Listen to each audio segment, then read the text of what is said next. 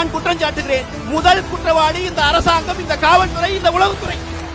சும்மா மறுபடி செத்து பணமா விழுந்த பிறகு இன்னும் என்னென்ன நெரட்டிவ் செட் பண்ணிட்டு இருக்கீங்க?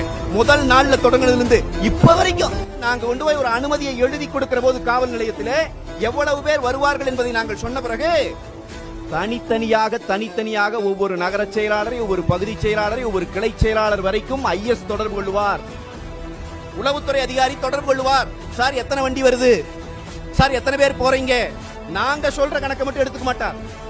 டோல்கேட்ல ஆள் நிக்கும் உளவுத்துறைக்கு, டோல்கேட்ல இந்த டோல்கேட்ல இத்தனை வண்டி கிராஸ் ஆயிருக்குது சார், சோ இவ்வளவு கூட்டம் வரப்போகிறது.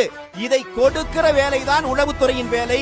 உளவுத்துறை இந்த ரிப்போர்ட் கொடுத்து காவல்துறை பாதுகாப்பு கொடுக்க வேண்டும் என்பதற்காகத்தான் அனுமதியே கேட்கப்படுகிறது. அதுதான் பேசிக்.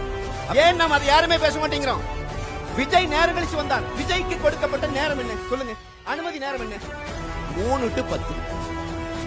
3 to 10 அனுமதி நேரம் கொடுத்தது யார்? காவல்துறை. அனுமதி கொடுத்த இந்த நேரத்திற்குள் விஜய் 2:59 வந்து கலவரம் செய்திருந்தால் விஜய் குற்றவாளி. 10:01 வந்து கலவரம் செய்திருந்தால் குற்றவாளி.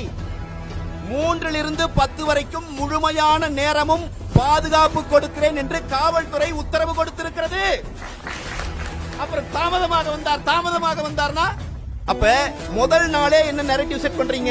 அவர் லேட்டா வந்தார். அவர் லேட்டா வந்திருந்தாலும் பாதுகாக்க வேண்டிய பொறுப்பு உங்களுக்கு இருக்கிறது என்பதையும் சேர்த்தே நான் சொல்லுகிறேன்.